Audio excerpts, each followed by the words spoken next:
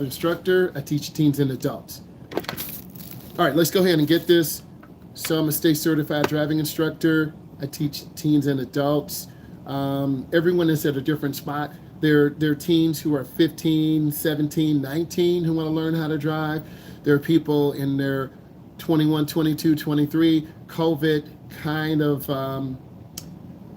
slow things down a little bit. I mean, COVID has been going for a while, but there's still people who are scared to learn how to drive. They don't have a support system. You all are a little bit younger, so you have mom or dad or a guardian there to get you to driver's ed. Typically, it's the cost. The cost is very expensive. It is over $500, I'm not going to lie. And that's difficult for some groups to raise that money. So if I could have one wish, I would help people who are less fortunate learn how to drive, because driving is a privilege, not a right. So I want all of you to understand this, and you take in what you put into the class. I'm going to give you some new driver advice, and if you have questions, you go ahead and put those in. And as I'm going through this is day one, and as I'm going through, put a question in. So this is new driver advice.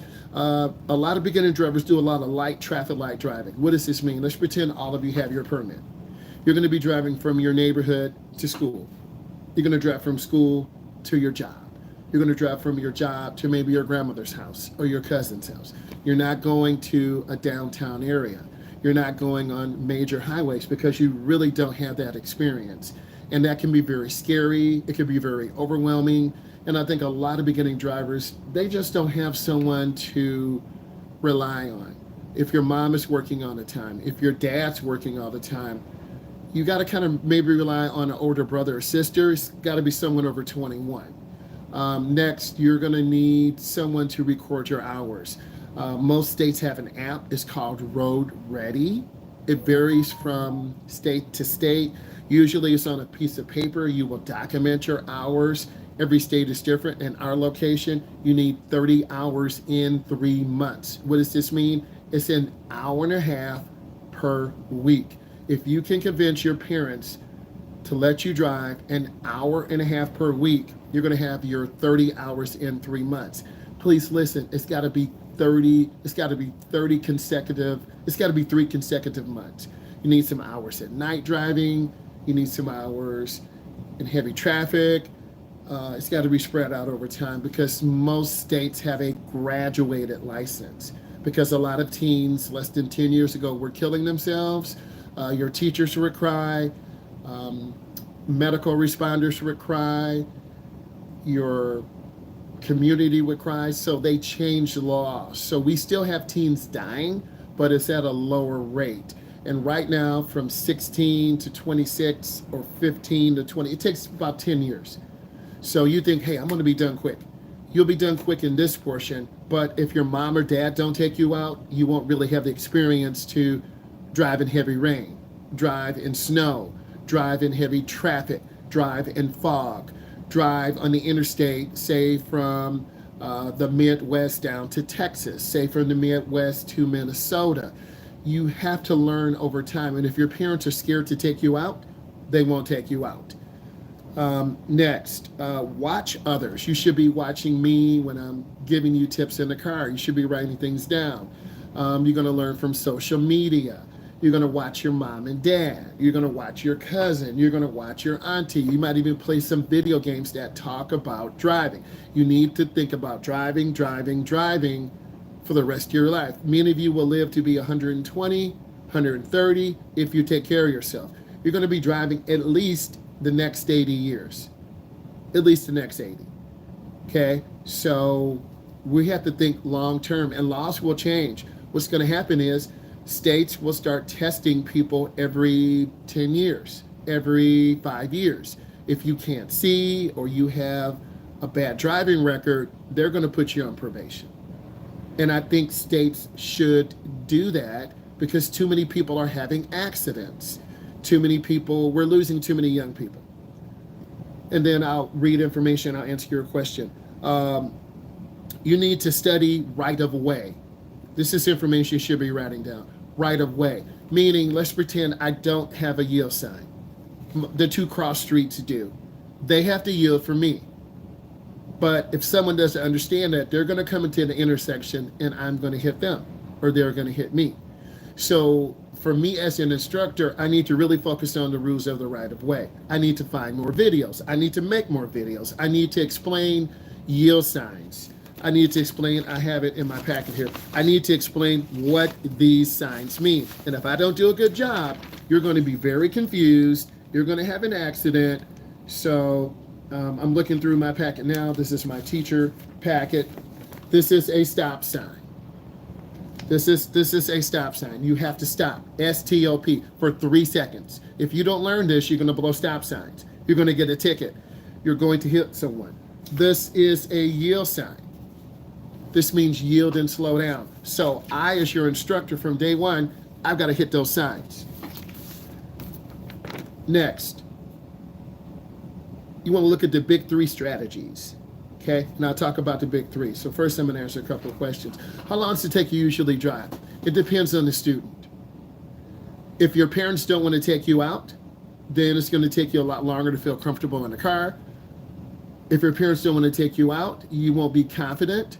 If your parents don't want to take you out, time is going to go by. You're going to be 15, 16.5, 17, your junior, senior year. You're embarrassed because you don't drive. Your friends have to take you everywhere. Okay? You have to drive yourself to your own prom. Someone's got to drive you to the prom. That's a little embarrassing, but it happens. So just because you're a senior, junior in high school doesn't mean you automatically get your L's. It's a personal decision. Right now, you are under your parents' control. Your parents are your legal guardians. So if they say, no, we don't want you driving until you're 18, well, you got to follow the rules. Well, I'm going to run away. Well, you can't take care of yourself. Well, I'm going to get a job. You're not 16. You're not 18.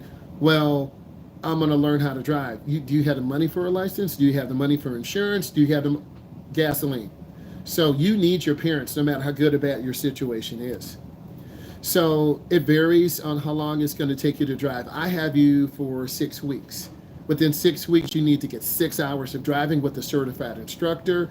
You need to pass your knowledge test. There are 80 questions on the knowledge test. You should be writing all this down because these are the questions you're going to have. Every state is different. In our location, you have 80 questions. You need to get a 56%. This means you will miss over 25 questions. And if you miss over 25 questions, do you really need to drive? The answer is no.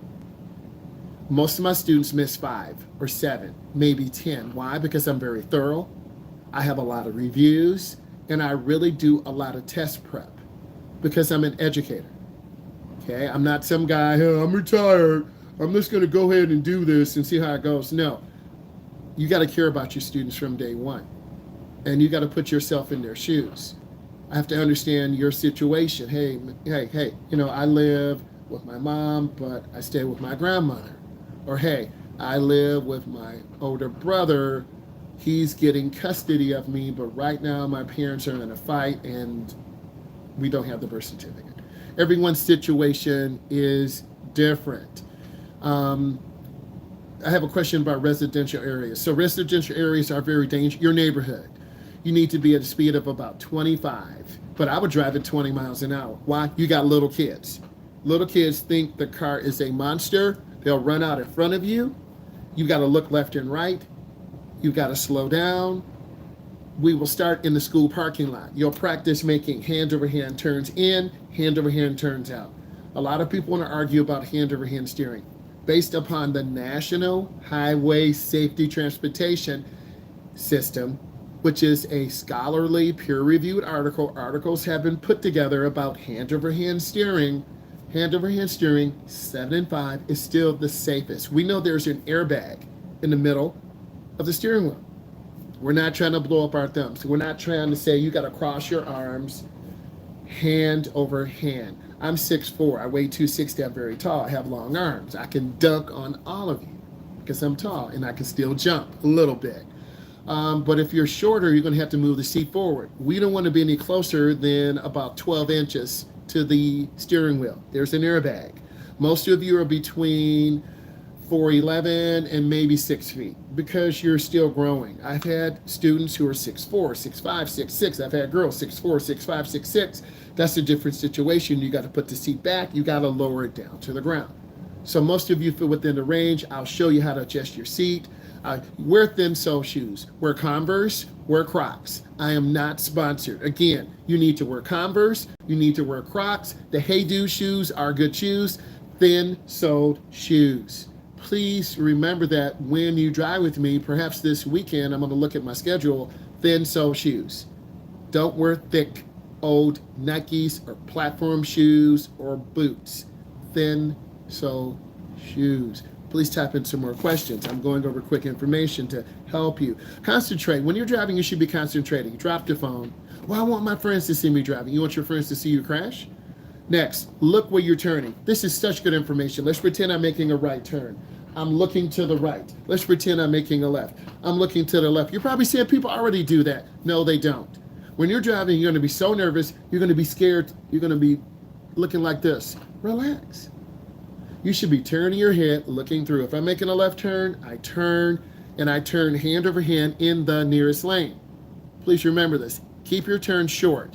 If you're making a right turn, you're turning in the nearest lane by the curb lane. If you're making a left, you want to turn in the nearest lane by the double yellow. But what if I have 3 lanes and I'm making a left? If you're in the middle left turn lane, you stay in the middle left turn lane. If you're in the far left turn lane, then stay in that lane. Stay in the lane you start in. A lot of beginners go in the wrong lane. They hit the curb. They hit other cars. I'm trying to save you pain and frustration. Don't be that kid or young adult to crash on their first drive. We've had clients do that. Then why thin sole shoes? Because you can feel the gas. You can feel the brake. No pun intended. Do you feel me? Ha! Got him! When you have thick sole shoes on, you can't feel the pedal. Okay? You can't feel the pedal. No, we will go over the schedule in person. We will go over the schedule in person. So you want to have thin sole shoes so you can feel the pedal. Remember, but I've driven with my mom. I'm driven with my dad. You haven't driven with the state certified instructor. So everyone is different. So if you've learned, let's pretend your mom kind of speeds, runs yellow lights, your dad road rages. Those are bad habits. You want to learn good habits from your instructor. You want to learn good habits from me. You want to learn because you're going to learn from your instructor. You're going to learn from your mom. You're going to learn from your dad. You're going to learn from your uncle. You're going to learn from watching YouTube videos, TikTok videos, Instagram reels. You're going to learn from playing a video game. You need to learn everything you can. You should be a sponge right now. I should have 1,000 questions in there, but yet I don't. I don't know what to ask you. One person asked, why do you wear thin sole shoes? So you can feel the pedal. Oh. Wear thin sole shoes. I've given you some examples of shoes. Converse, Crocs, Hey Dude, thin sole shoes to allow you to feel the pedal. Put in more questions. Look when you're turning, when you're changing lanes, you got to look over your shoulder. Cars have 4 blind spots, left side, right side, front and back. I'm kind of giving you a mini lesson to get you going, and then you're going to be working. Put in more questions, please. Next. What I need you to do when you're backing up, you look out of your back window. But we have a backup camera. Look out of your back window so you don't run over a kid, run over a car, go sideways and run over your neighbor's mailbox. Look out of your back window. Maneuverability is very important. If you don't know how to turn and park or back up or drive through cars, you won't pass. You've got to learn how to steer. We will drive through parking lots and I'll have you do figure eights, going hand over hand into the turn, hand over hand out. I'm not going to give you all my secrets, but all of you will go through this to teach you the fundamentals of steering. You have your left hand on the left side, your right hand on the right side. It's the OG Impala. It's a 2010 Impala. It's got a larger steering wheel, big seat. It's very comfortable. The brakes are very soft. The gas pedal's a little sensitive, so if you hit that gas, the car's going to take off. It's got a really big windshield so you can see. So it's a really comfortable car. I'm a larger person. I want a lot of steel around me. I really can't fit in a smaller car. Smaller cars are more dangerous. You can look at the National Highway Safety Transportation crash data. The bigger car you have, or the more likely you are to survive a head-on collision. A head-on collision happened the other day, and a person died. Head-on collisions are the most dangerous. Please write this down. I'm going to ask you some questions later. So we said look into your turns. If you're making a right, you turn your wheel and look to the right. You're making a left, you turn your wheel and look to the left. Don't laugh. Have your hands up. This is 9 and 3. This is 10 and 2. You've got to learn to have both your hands. But my mom drives with one hand. I'm not driving your mom. Well, my dad drives with this knee. You drive with your knee, I'm not driving you. If you're dangerous, I'm going to call the office, say, hey, this person doesn't want to listen. Okay, we understand. Remember, there's a shortage of driving instructors. There's a shortage. What does this mean? I can demand the price I want. What does this mean? If I want to have a nice, crispy vehicle, they'll probably get it for me. I'm not going to be greedy, but we all want to be caring and thoughtful. I'm reading some other information. So we talked about looking into your turn when changing lanes, when backing up. Look out of your back window. Keep good following distance. A lot of beginning drivers tailgate because you're not used to driving with good speed, good space. So don't tailgate. Take your time. Next, have a lot of room when you're pulling out in traffic. A lot of beginners, you're going to say, what is a gap? A gap is the space between your car. Imagine, okay, we are pulling out from a street. You look to your left, cars are coming. One car's going 60. One car's going 40. One car's going 10. One car's going 100 because they're speeding. You don't know how to judge distance yet. So you're going to pull out in front of a car. Your instructor has to hit the brake. Your parents don't have a brake. If you scare your parents and pull out in front of a car, I don't want to drive you. You need to talk to your uncle. Mom, he lives in Nebraska. He's going to be up next summer. I don't want to drive you. You don't listen to me. So now that's on all of you. If you're one of those kids who don't listen to your parents and you come in late and you're going to do what you want, they're not going to drive you. You're giving your mom or dad an attitude, they don't have to drive you. And some of you will do that. And now you're going to be 18, 21, 23. How come you're not driving? I can't tell you, bro. I don't know. What you mean you don't know? I scared my mom and dad, so I'm driving with my uncle. He'll be up next summer. Oh, okay. Each of you have a different story. Real talk. Next, don't scare your parents. If you scare your parents, they're done. No, you don't listen to me. You don't listen to your teacher. They call me the first day of school. You always have a problem. You got into a fight. I got to beg you to get up. You already missed 3 days of school. New drivers don't judge distance and speed very well. I've already talked about this. You're going to pull out in front of a car. Well, how do we get experience if we don't get experience? I want to make the experience safe. We'll wait until it's clear. Here's one car going 60 going by. Here's another car going 30 going by. Here's another car going 10 going by. Hey, it's a gap. It's open. Turn into the first lane. You will learn through visual experience. Just like if you want to be a good video gamer, you got to play a lot of games. You got to play tough competition. You can't play easy competition. Some you'll lose, some you'll win. Some you will learn to see the target just as it comes, whether you're playing whatever game you want to play. Video games teach you good hand-eye coordination. Yes, I'm a gamer. Yes, I'm ranked. I'm not going to say what game. You'll learn that in person. Beginning drivers need a lot of verbal instruction. You need someone to tell you what to do. I've never been in a roundabout. What do I do? You yield for traffic in there. You turn on your right blinker if you're going right. If you're going straight through, you don't need a blinker. If you're going left, you turn on your left blinker just before you go in. You check the roundabout. If it's clear, you go in. So you need someone to tell you what to do. No one's going to tell me what to do, then I guess you won't be driving till you're about 21 or 25. Don't assume they know what they're doing. Your parents can assume you know what you're doing. Put in some questions you have about that. I'm just giving you some quick information before you get into the information. This will help you. So typically with driver's ed companies, it varies. Some driver's ed companies use cars that are 5 years old, 7 years old, 10 years old. Why should a driver's ed company buy a new crispy $30,000 car when you're going to crash it? When you slam brakes, when you hit potholes, when you hit curbs. Every driver's ed company is different. Typically, we drive in a week about 250 miles. Each kid drives 7 to 12 miles. In the summer, we're driving 250 to 275 miles a day.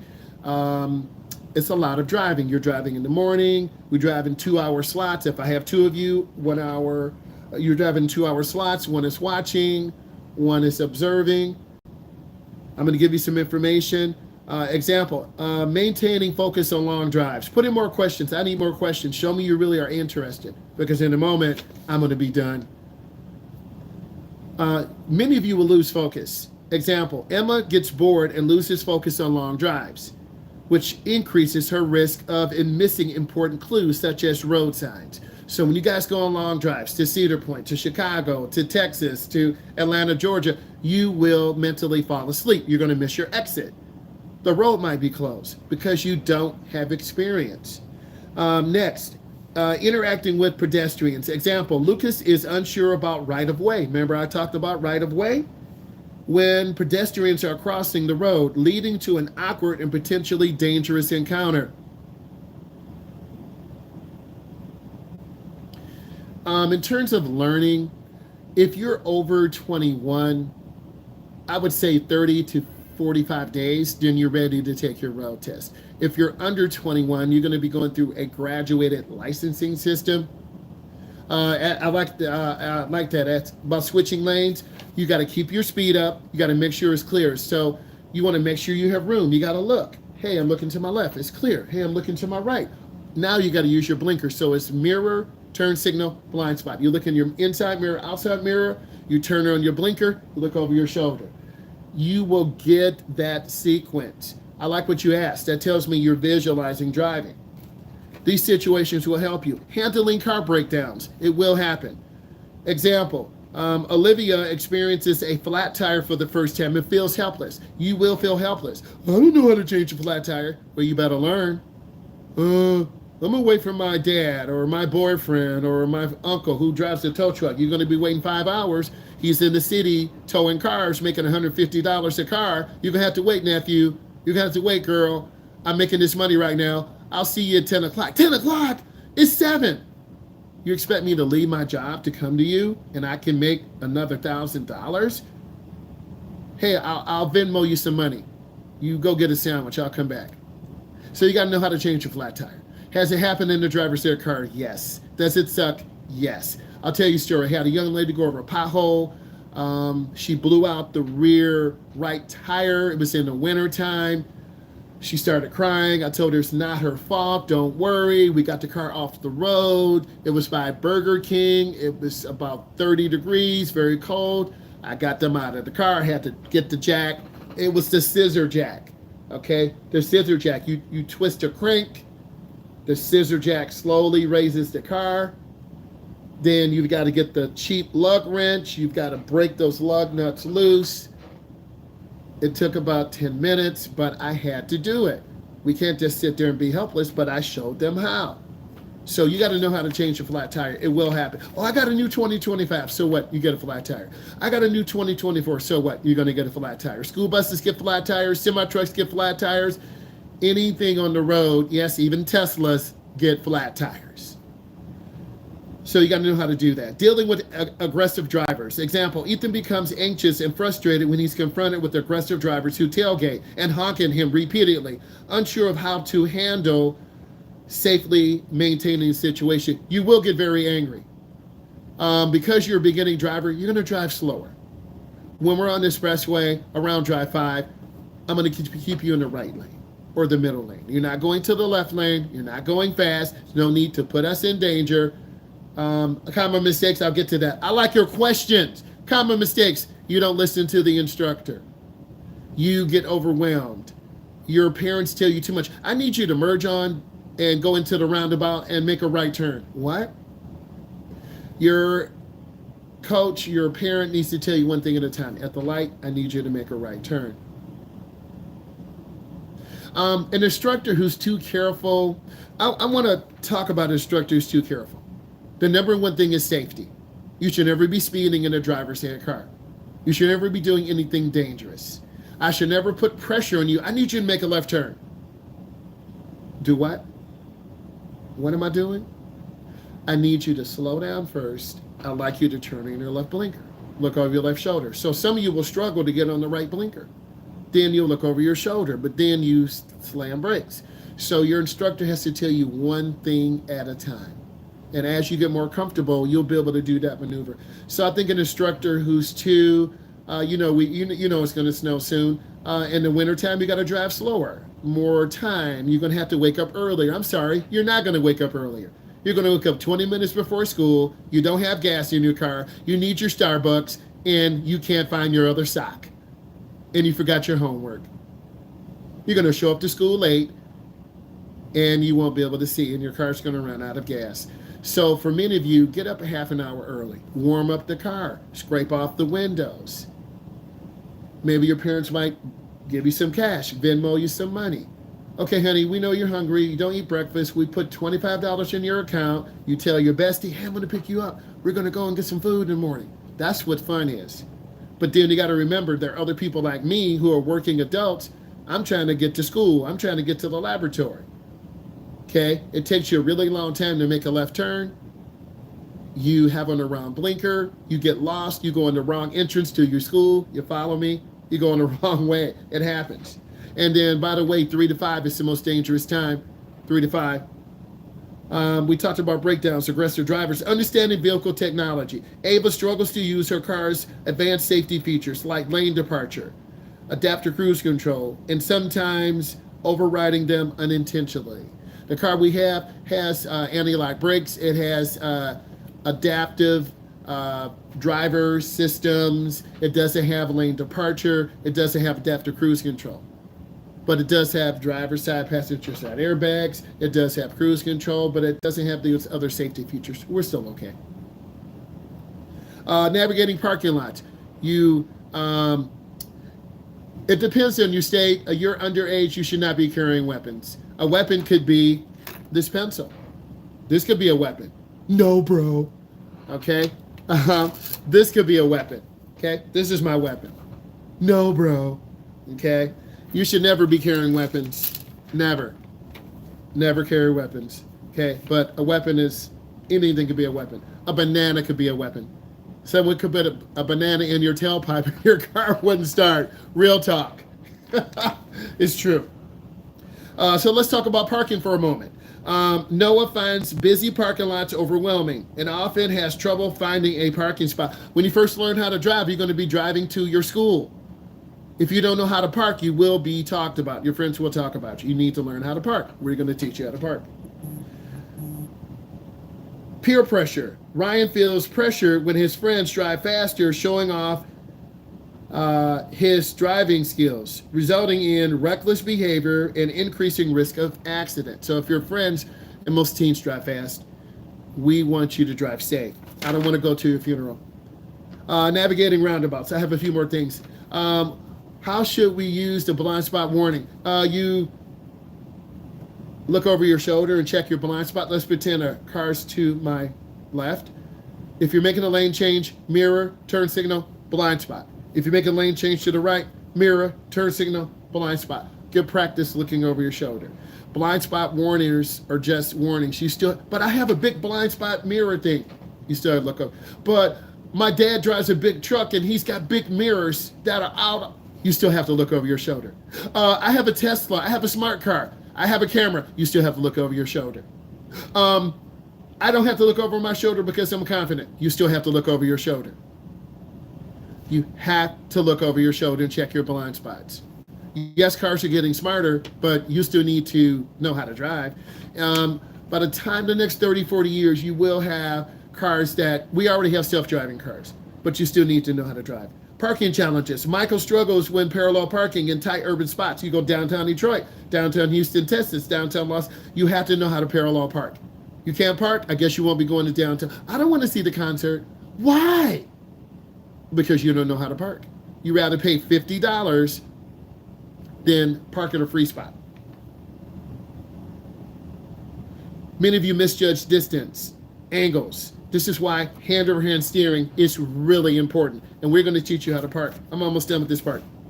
School zone awareness. Jessica forgets to slow down in school zones, unaware of the reduced speed and the presence of children crossing, putting herself and others at risk. That's why you don't wake up late. I'm not going to pay attention to you. I'm going to wake up 10 minutes before, like my brother. Well, your brother missed 50 days of school and went to summer school. So good luck being like your brother. Get up early. I don't want to get up early. Well, you're going to be stuck in traffic. Reading traffic signals. Mark misinterprets yield signs and stop signs. You remember I talked about that? Yield signs, stop signs, causing confusion and hesitation at intersections, disrupting the flow. Stop, you stop for 3 seconds, 1001, 1002, 1003. Yield, you slow down, you look left, you look right, it's clear. But what if two cars come in there at the same time? The car on the right has the right of way. Adjusting for road conditions. Some of you asked about road conditions. Laura, used to driving on smooth roads, struggles when she encounters gravel, finding it difficult to control her car and maintaining good proper speed. You drive slower in hazardous conditions, rain, sleet, and fog. Inadequate defensive driving. Alex doesn't anticipate the sudden stops in front of him because he's following too close. He isn't used to practicing defensive driving techniques, resulting in fender benders. Girl, why is your front fender bent? I hit a car and it's cool. What'd your parents say? They don't care. It's my car. Your car's messed up, girl. I know. I'll put some tape on it. Have ownership in when you drive. Social distractions. Jake's driving with friends, gets distracted from their conversations and laughing, causing him to miss a red light and narrowly avoid an accident. Dealing with traffic jams. Chloe panics when she gets stuck in traffic for the first time, unsure of how to stay calm and to navigate through congested areas. You need to subscribe. You need to be following my channel. Give us a thumbs up.